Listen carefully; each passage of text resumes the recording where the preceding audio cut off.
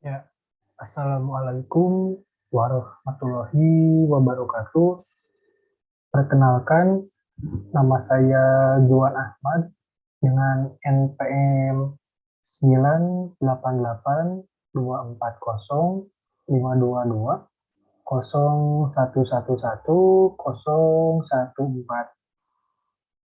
Pada video ini, saya akan menjelaskan atau memaparkan materi dari mata kuliah Entrepreneurship dari pertemuan 1 sampai dengan pertemuan 7 atau tepatnya hingga sebelum UTS. Pada pertemuan 1 sampai 3, yaitu saya melaksanakan atau menjalankan materi dari PKM, lalu membuat sebuah proposal. Tapi sebelum lanjut lebih jauh, saya akan sedikit menjelaskan mengenai entrepreneurship itu sendiri.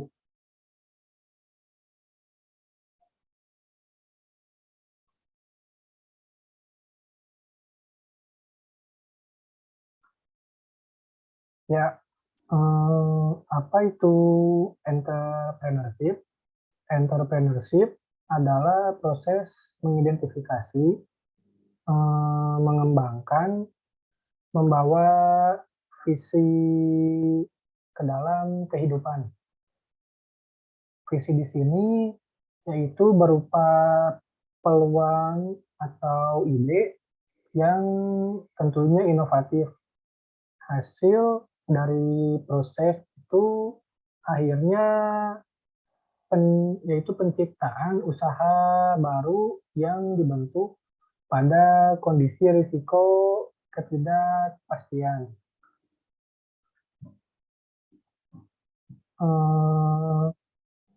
Berhubungan dengan yang tadi di awal saya sampaikan, sebagai contoh yang sudah diberikan mengenai pembahasan ini yaitu membuat proposal mengenai PKM tadi atau program kreativitas mahasiswa pada bidang kewirausahaan.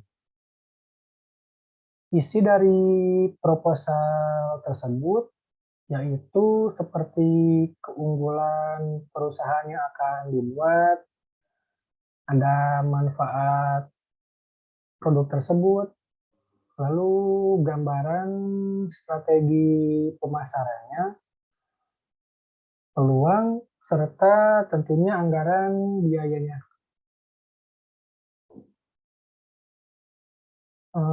Untuk pembahasan proposal tersebut, mungkin saya akan sedikit menampilkan proposal tersebut dari awal hingga akhirnya.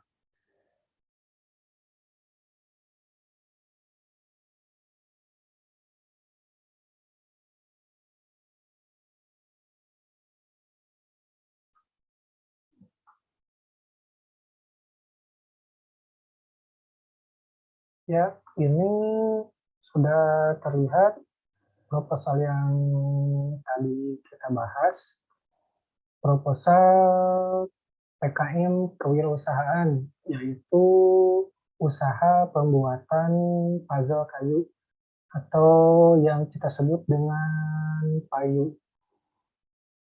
Proposal ini kita kerjakan dalam satu kelompok dengan 2 teman saya yang lainnya.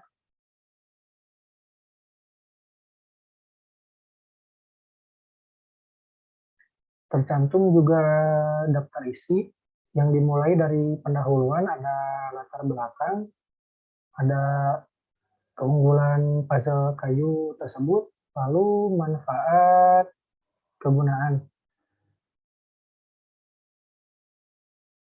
Di bab 2 Ada gambaran umum rencana usaha, ada gambaran umum produk, ada peluang pasar, lalu ada gambaran strategi pemasarannya. Di bab 3 ada metode pelaksanaan, yaitu ada proses atau produksi, lalu ada output atau bisa dibilang yaitu penjualannya. Di bab 4 tercantum biaya dan jadwal kegiatan, serta ada anggaran biaya untuk produksi usaha tersebut.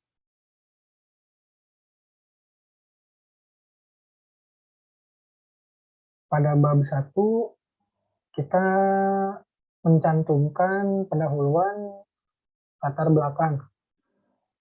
Latar belakang dari awal mulanya usaha tersebut.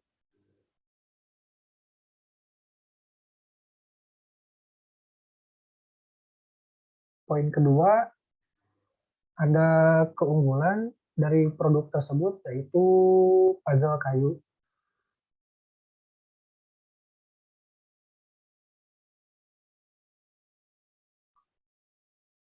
Lalu di poin ketiga, ada manfaat serta kegunaan produk tersebut.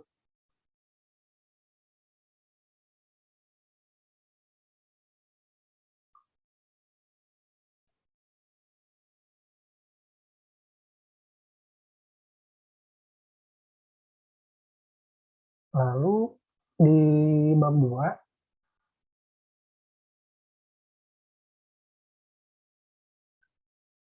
tercantumkan gambaran umum rencana usaha. Poin satunya ada gambaran umum produk puzzle kayu tersebut.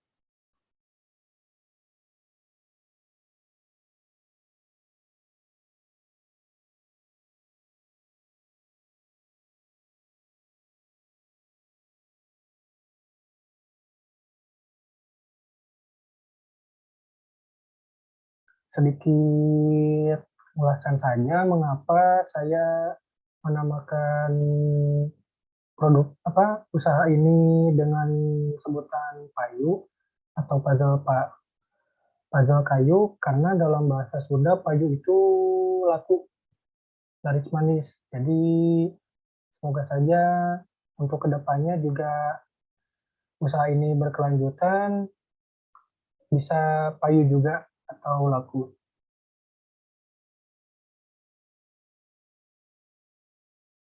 Lalu tercantum juga ada bahan-bahan atau bahan-bahan yang digunakan untuk produk ini.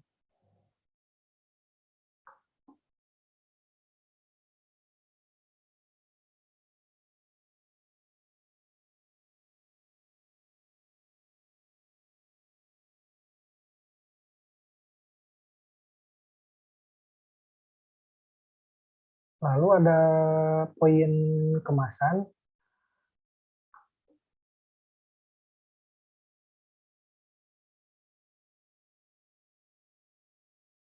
Nah, di poin ini, di poin selanjutnya yaitu ada peluang pasar. Karena domisili saya di Bandung, jadi saya merekap data fokusnya di area Bandung dan sekitarnya saja. Pada data yang sudah saya buat ini, sudah ada 30 kecamatan.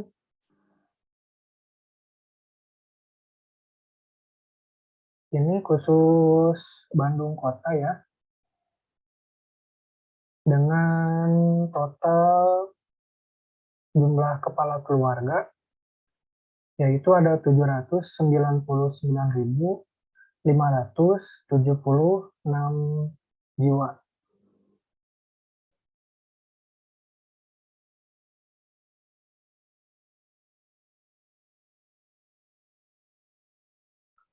Jadi dengan data di atas yang diambil dari Disduk apa, dari situs Disduk Capil Kota Bandung, maka kita ambil persentase 0,05% di awal bulan pertama dan menargetkan angka kenaikan sebanyak 0,02% untuk peningkatan penjualannya. Karena barang ini bukan termasuk barang pokok, jadi tidak termasuk kategori barang fast moving juga, maka angka tersebut dinilai sangat realistis sebagai angka penjualannya.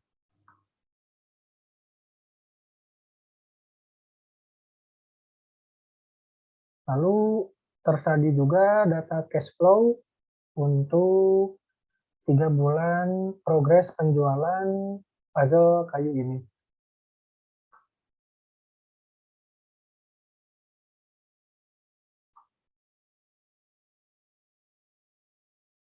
Dengan harga yang kita bandrol yaitu Rp30.000 per piece-nya, diharapkan produk ini dapat memiliki harga yang terjangkau dan bisa dibeli oleh kalangan apapun, yaitu kalangan menengah ke bawah dan juga menengah ke atas.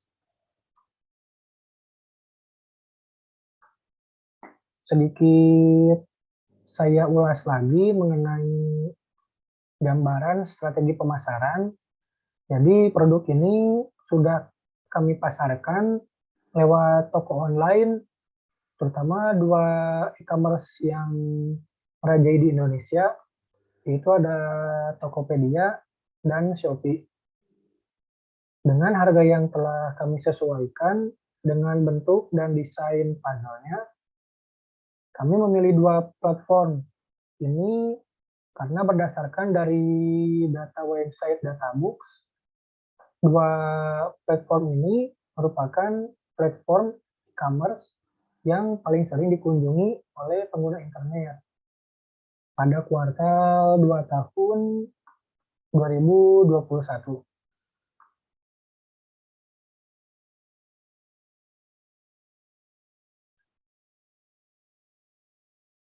Di sini ada gambar juga dari statistik pengunjung web e-commerce pada kuartal 2 2021 yang sudah saya jelaskan barusan.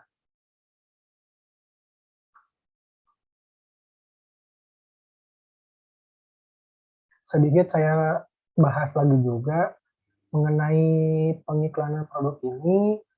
Kami mengiklankan dengan cara memberitahu langsung, menyebar brosur dan tentunya poster, serta menggunakan media sosial juga, yaitu ada Instagram dengan menargetkan si orang tua anak tersebut.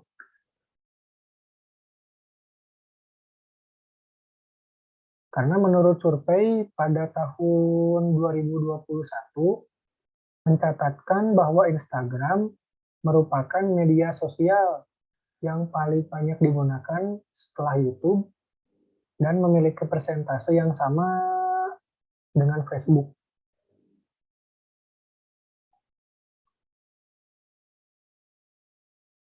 Berikut juga sudah tersaji statistik pengguna sosial media pada semester 1 2021.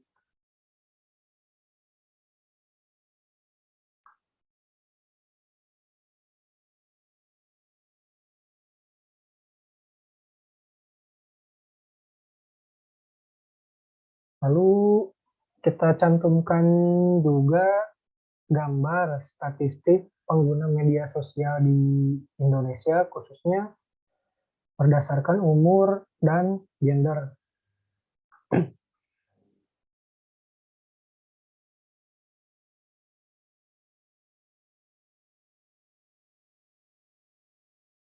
Lalu dicantumkan juga persentase usia menikah muda di Indonesia pada tahun 2020.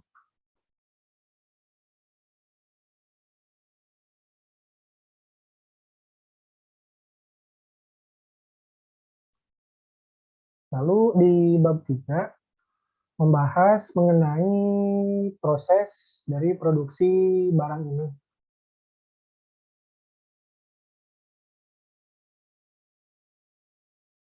Lalu membahas juga output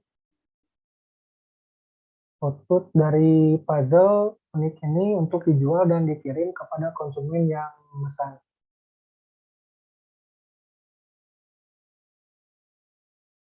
Berikut gambar dari metode pelaksanaan yang sudah dirancang.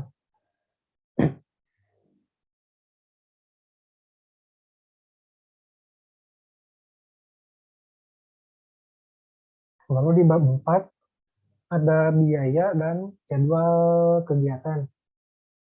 Pertama ada anggaran biaya, meliputi perlengkapan yang diperlukan, bahan habis pakai, transport lokal, dan lain-lain atau biaya tidak terduga.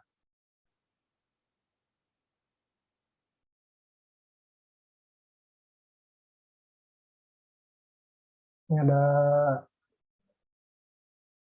perlengkapan yang diperlukan, lalu ada bahan-bahan yang diperlukan juga.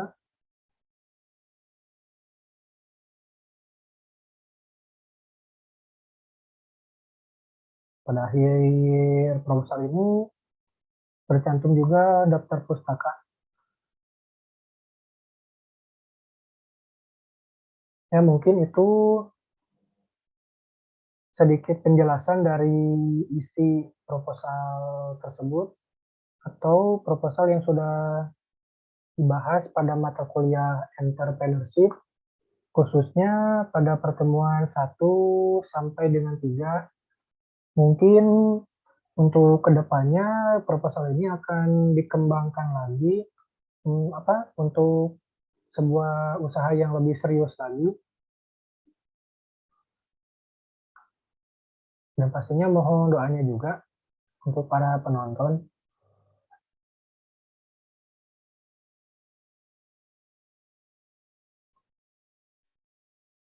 Kembali ke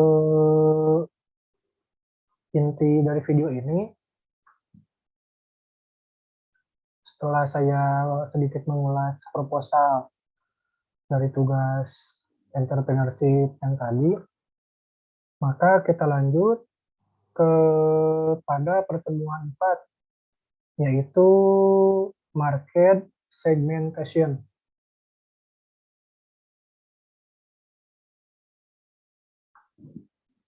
Kan sedikit saya bahas juga, apa itu market segmentation?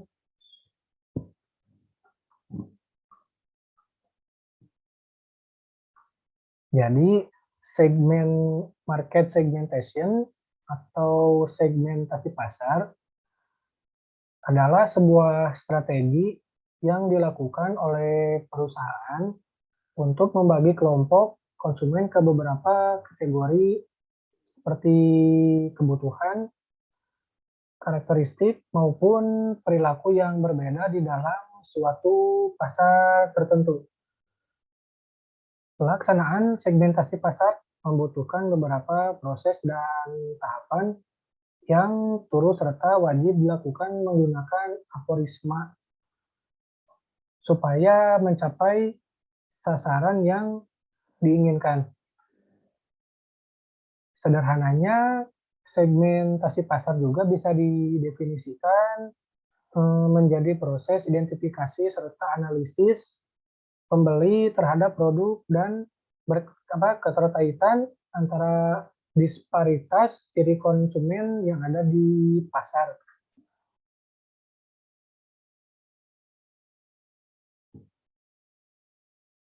Mengapa segmentasi pasar dibutuhkan dalam berjalannya proses suatu perusahaan?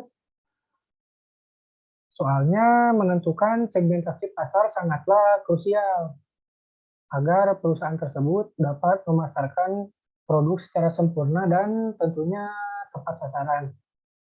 Apabila perusahaan dapat melakukan segmentasi pasar dengan cara yang efektif, Bahkan secara nilai pribadi, perusahaan turut mempertinggi efektivitas pemasaran dan pula efisiensi asal daya perusahaan. Contohnya, sebuah perusahaan penyedia jasa les bahasa Inggris. Walau jasa yang disediakan sangatlah umum, tetapi pentingnya segmentasi pasar di bidang ini adalah untuk menentukan segmentasi yang tepat. Apakah jasa ini untuk pelajar dasar atau mahasiswa, atau malah untuk para pekerja yang membutuhkan sertifikasi. Bila perusahaan menyasar para pekerja dengan jasa pengajaran untuk mahasiswa, maka akan terjadi ketidakselarasan yang berujung tidak lakunya jasa yang perusahaan tersebut ditawarkan. Lalu saya akan sedikit membahas mengenai tujuan segmentasi pasar. Poin pertama yaitu untuk meningkatkan pelayanan konsumen supaya lebih baik. Karena setiap pembeli atau konsumen niscaya akan memperhatikan 4 hal yang krusial ketika memenuhi kebutuhannya, yaitu yang pertama harga, yang kedua kualitas, yang keempat pelayanan, dan ketepatan waktu. Anda tahu bahwa pelayanan yang dipercaya baik sebagai keliru satu hal yang paling penting di antara 4 hal yang sudah disebutkan tadi. Dengan adanya market segmentation, sebuah perusahaan mampu lebih gampang pada menaruh suatu pelayanan yang sinkron segmentasinya. Lalu yang kedua yaitu membuat strategi pemasaran dapat lebih terarah. Dengan adanya market segmentation, taktik pemasaran pasar homogen mampu lebih terarah, termasuk waktu menyusun harga, produk, distribusi, dan promosi. Selain itu, memakai adanya segmentasi pasar, pengelompokan pasar sebuah perusahaan bisa lebih terarah, termasuk dalam mengarahkan dana dan usahanya ke pasar yang tentunya lebih menguntungkan. Yang ketiga, dapat digunakan untuk merencanakan bisnis dan mengevaluasi target. Dengan adanya segmentasi pasar, sebuah perusahaan mampu melakukan evaluasi terhadap semua aktivitas pemasaran sebelumnya. Hal itu tentunya bisa membantu perusahaan supaya mampu mengetahui taktik pemasarannya yang sinkron menggunakan ciri pasar supaya mampu sebagai acuan waktu akan menciptakan perencanaan usaha ke depannya. Yang keempat adalah dapat mengenal lawan perusahaan atau yang disebut dengan kompetitor. Sesudah perusahaan tahu pembeli yang terdapat dalam segmen pasar, selanjutnya perusahaan juga mampu mengenali siapa saja yang termasuk kompetitor pada sebuah segmen yang sama. Selain itu, aktivitas kompetitor juga mampu diketahui sang perusahaan. Dengan demikian, maka perusahaan mampu mencontoh dan memeriksa taktik pemasaran yang dilakukan sang kompetitor tadi, supaya mampu merogoh perhatian konsumen.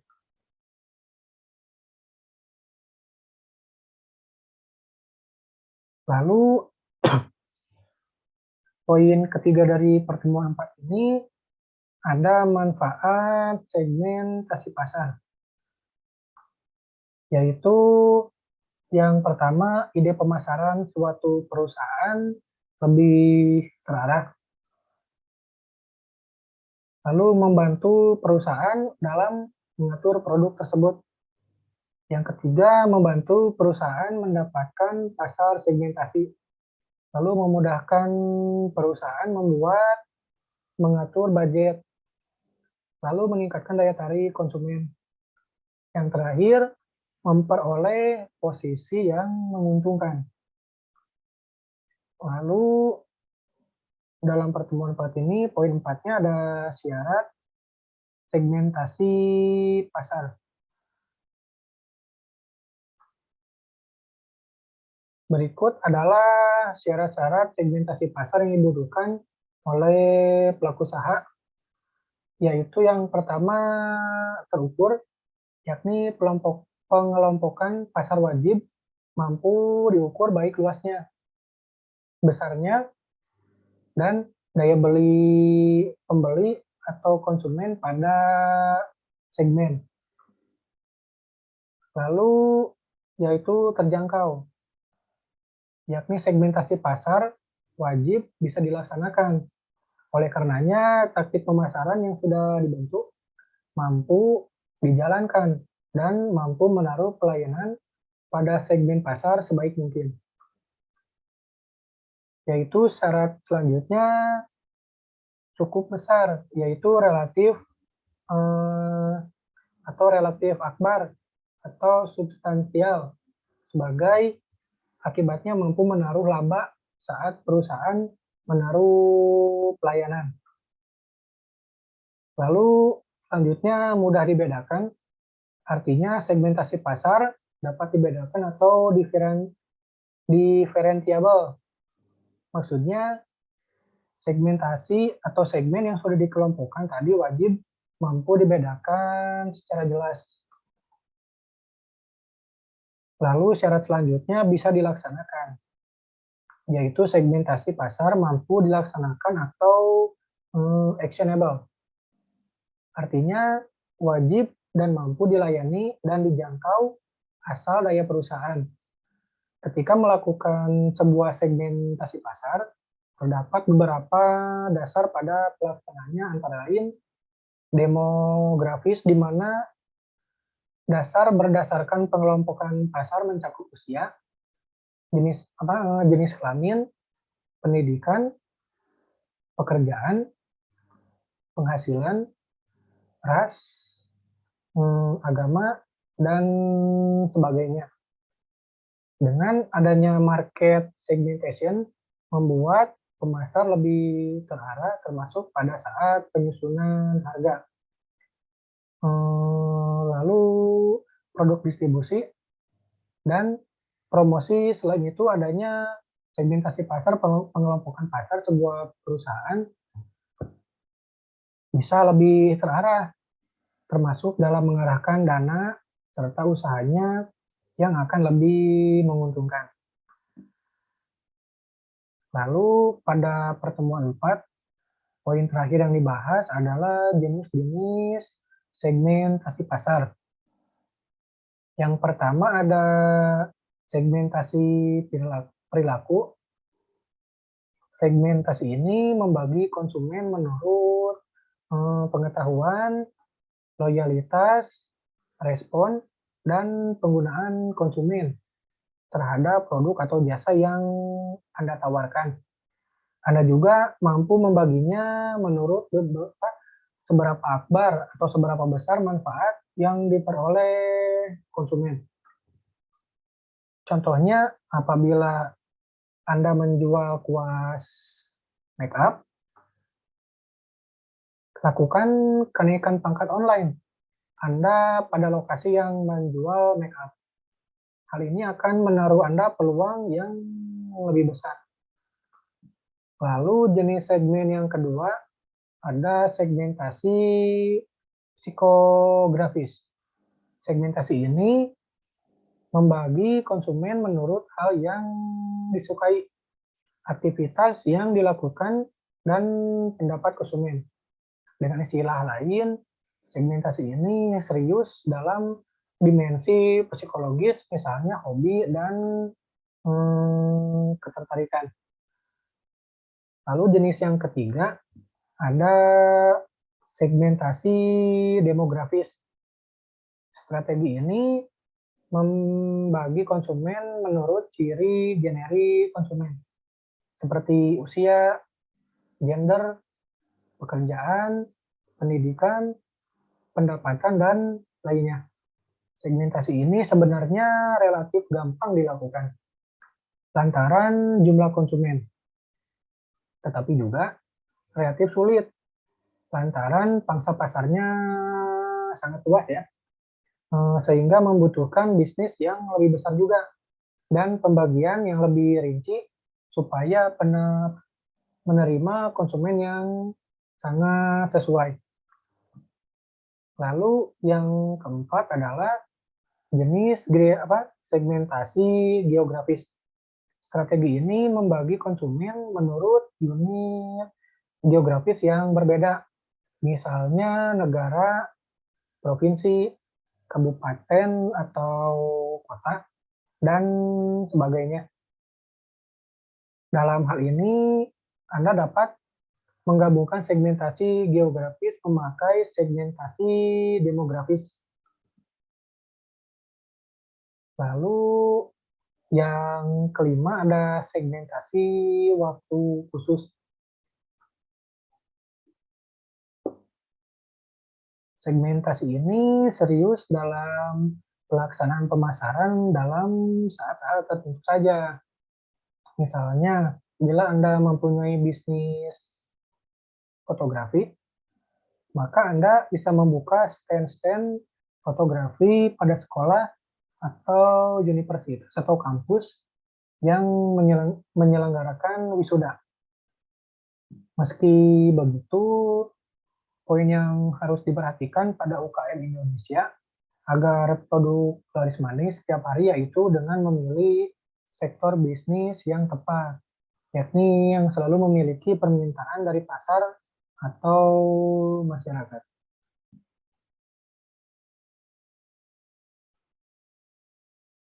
Selanjutnya, pada pertemuan 5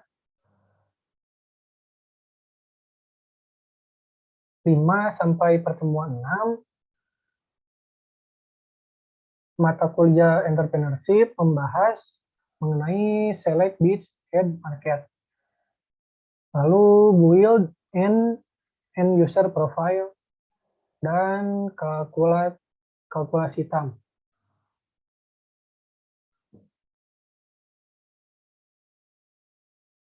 Sedikit saya ulas juga mengenai pertemuan 5 ini. Bagi bisnis yang baru masuk menjadi penantang pasar atau masih meraba-raba atau mencoba-coba ingin menargetkan segmen pasar seperti apa, di head market adalah pemasaran sweet spot atau titik sempurna yang patut dipertimbangkan.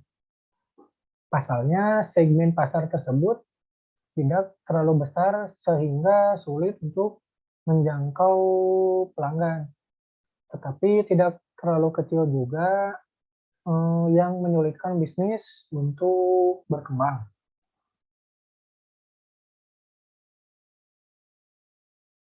Lalu bagaimana cara menentukan beachhead market dan apa saja langkah-langkah yang harus kita tempuh? Yang pertama, cari segmen pasar yang paling memungkinkan. Ya. Langkah pertama ketika ingin menggunakan strategi beachhead adalah dengan mencari market yang paling memungkinkan. Untuk melakukan itu, pada suatu blog atau link menyebutkannya bahwa dibutuhkan riset mendalam mengenai kandidat grup yang akan ditargetkan. dan perlu menggondok terlebih dahulu daftar apa saja kira-kira yang pas, lalu mewawancarai mereka kalau dirasa dibutuhkan. Biasanya kelompok yang menjadi target adalah mereka yang sudah menjadi pelanggan produk atau kategori yang serupa. Juga bisa memilih segmen pasar berdasarkan faktor geografis, karakteristik pelanggan, dan yang lainnya. Lalu yang kedua adalah fokus kepada target pasar itu saja. Saat sudah menentukan beachhead, market yang ingin ditargetkan, coba untuk fokus kepada segmen itu saja. Seperti yang disebutkan di awal tadi, penggunaan strategi ini memang ditujukan untuk mendominasi pasar yang kecil dahulu. Maka dari itu, fokus di segmen yang telah ditentukan agar hasil yang optimal dan sesuai dengan yang ditargetkan. Lalu ada manfaatkan word of mouth marketing. Mengoptimalkan word of mouth marketing pada market yang ditargetkan adalah salah satu kunci kesuksesan strategi beachhead atau beachhead.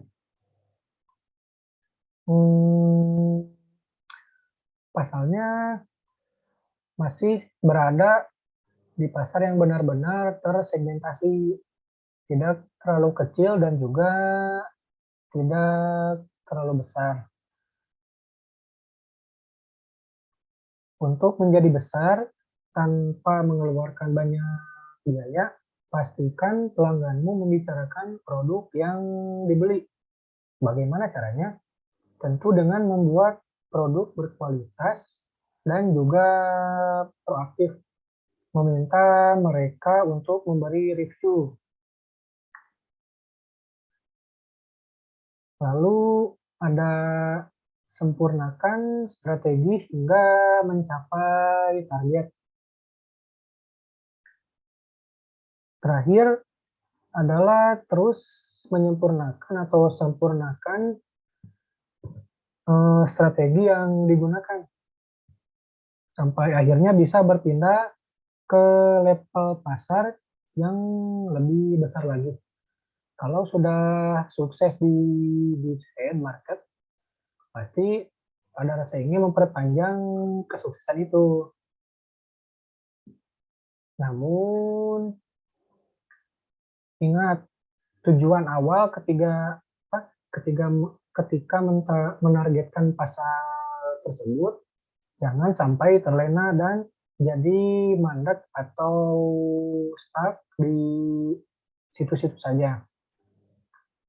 Terus terapkan prinsip trial and error sampai akhirnya menemukan formula sempurna yang bisa membawamu ke tujuan akhir.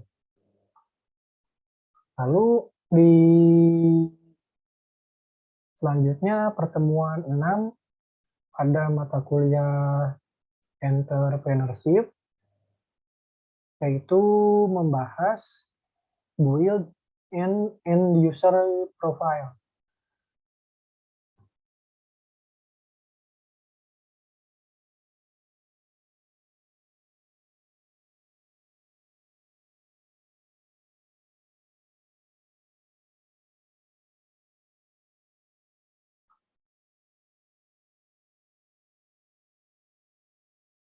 Selanjutnya pada pertemuan 6 kita membahas materi mengenai kalkulasi TAM.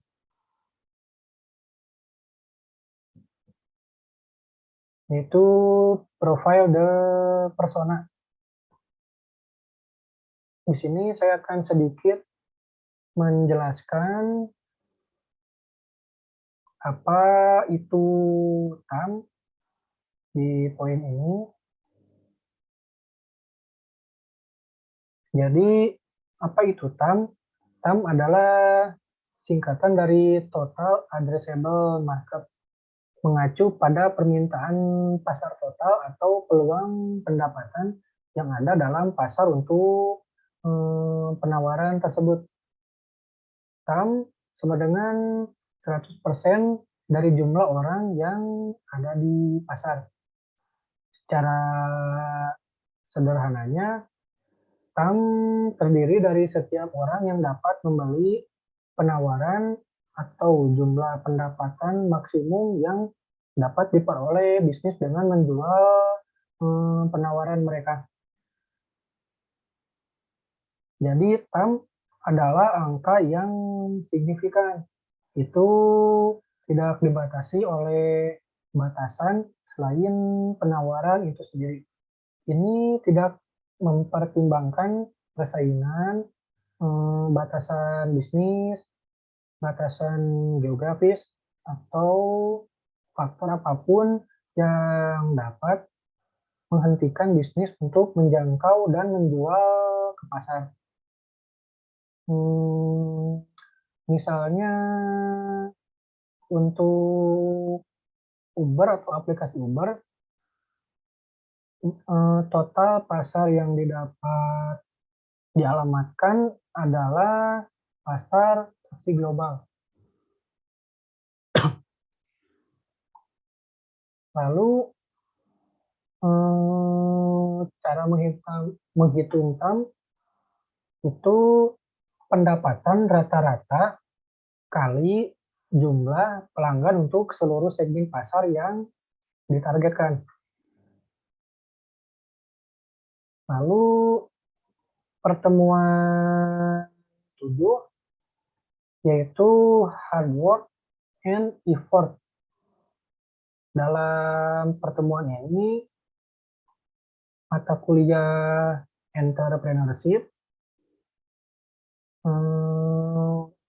membahas sebuah film yang berjudul The Pursuit of Happiness. Dan juga kita disuruh untuk membuat intisari dari film The Pursuit of Happiness menurut versi diri kita masing-masing, lalu di-upload ke YouTube. Mungkin di kesempatan ini saya akan coba share screen dari hasil intisari versi saya dari film The Pursuit of Happiness tersebut.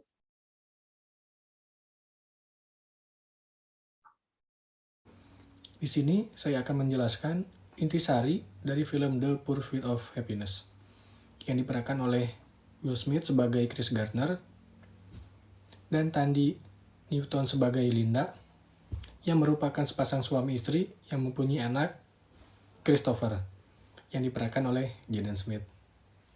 Action! Film The Pursuit of Happiness yang menceritakan tentang perjuangan kebahagiaan dalam hidup. Secara garis besar, cerita ini berpusat pada tokoh utama, yaitu Chris Gardner, yang mengalami kesulitan dalam membayar semua kebutuhan sehari-harinya. Chris Gardner adalah seorang salesman yang menjual alat kesehatan. Alat ini berfungsi untuk mendeteksi kepadatan tulang. Chris Gardner semakin hari semakin sulit untuk menjual produk tersebut hingga membuat pasangannya Linda sangat geram. Pada puncak konflik tersebut, ia bangkrut dan Linda meninggalkan Chris beserta anaknya yaitu Christopher. Chris yang tampaknya merasa bahwa menjual produk kesehatan itu bukan jalan suksesnya, Chris pun mencoba menjadi pialang saham dengan menjalani magang. Chris pun untuk magang tersebut sungguh berat karena ia harus menjalani hukuman penjara 1 malam karena tidak bisa membayar tilang. Karena sebelumnya dalam film tersebut ia mendapatkan tilang di salah satu area. Para direksi yang terkesan dengan kegigihan Chris akhirnya magang selama 6 bulan di tempat tersebut. Namun, selama 6 bulan pun, Chris mendapatkan perlakuan yang tidak enak karena rekan-rekannya yang selalu merendahkan dirinya. Setelah tak mampu membayar sewa rumah, ia dan anaknya terpaksa pindah ke sebuah motel. Namun setelahnya, ia pun tidak mampu membayar sewa tersebut. Dan pemiliknya pun langsung mengusirnya kembali. Yang akhirnya, Chris pun harus menginap di sebuah toilet stasiun. Namun nasib baik menghampiri mereka, beserta anaknya tersebut, dan ia bisa menginap di tempat penginapan para tunawisma. Chris yang bekerja sebagai pialang saham tak bergaji tersebut, Chris masih tetap menjual alat-alat kesehatan pemindai kepadatan tulang yang sebelumnya ia jual sebagai jalan menghasilkan uang. Setelah Chris menjalani magang selama 6 bulan, dari 20 orang yang magang tersebut, dan akhirnya hanya 1 orang yang akan menjadi pemenang. Dan ia pun berhasil terpilih bekerja dan memulai karirnya di perusahaan tersebut yang bernama Diane Witter. Chris yang bahagia atas keberhasilannya, dia bergegas meninggalkan kantor dan berlari ke tempat daycare Christopher dan memeluk sang anak dengan penuh sukacita. Yang dalam kisahnya, Chris sendiri telah menjadi CEO perusahaan firma pialang saham bernama Gardner Ridge dan menjadi multimiliarder yang dermawan. Lalu membangun panti tunawisma yang mengingat ia pernah mengalami hal tersebut pada waktu-waktu lalu itu. Jadi, pesan yang saya peroleh dari film ini adalah bahwa usaha tidak akan mengkhianati hasil. Bahwa kebahagiaan bukanlah tujuan utama, namun kebahagiaan mulai dari prosesnya sendiri. Kekurangan dan kemiskinan bukanlah suatu halangan bagi seseorang atau sesuatu hal yang membangkitkan semangat dan mengubah pola pikir kita tentang hidup. Dalam melakukan sesuatu, kita harus tetap semangat dan optimis. Kalaupun kita gagal, kita harus berusaha bangkit, bekerja keras, dan sabar dalam menjalani proses demi proses untuk hasil yang kita inginkan. Karena seperti pepatah, tidak ada hasil yang mengkhianati proses.